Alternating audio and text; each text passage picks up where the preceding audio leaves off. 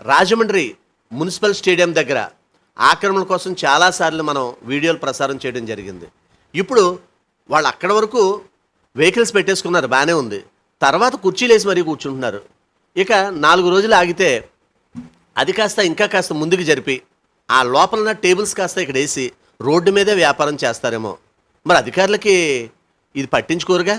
వాళ్ళకి జీతాలు వచ్చినాయా లేదా, వాళ్ళ పని వాళ్ళకి పూర్తయిందా లేదా.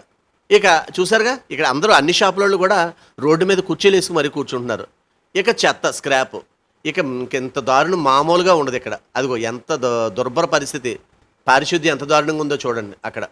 ఇది ఇక్కడ పరిస్థితి. అయితే ఇక్కడ ప్రక్కనే నగరపాలక సంస్థ వారి ఒక చిన్న ఆఫీస్ కూడా ఉంటుంది.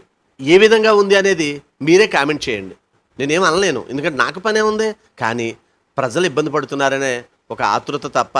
దయచేసి గమనించండి, ఒక ముఖ్య మనవి. మేం ప్రసారం చేసే నిర్లక్ష్యం కార్యక్రమం ఏ ఒక్కరిని అవమానపరచాలని కానీ తక్కువ చేయాలని కానీ మా ఉద్దేశం కాదు. కేవలం నగరం బాగుండాలని మా ఈ నిర్లక్ష్యం కార్యక్రమం ముఖ్య ఉద్దేశం. ఇలాంటి చాలా ఉన్నాయి, ఇంకా దాచాం కుప్పలు కుప్పలుగా.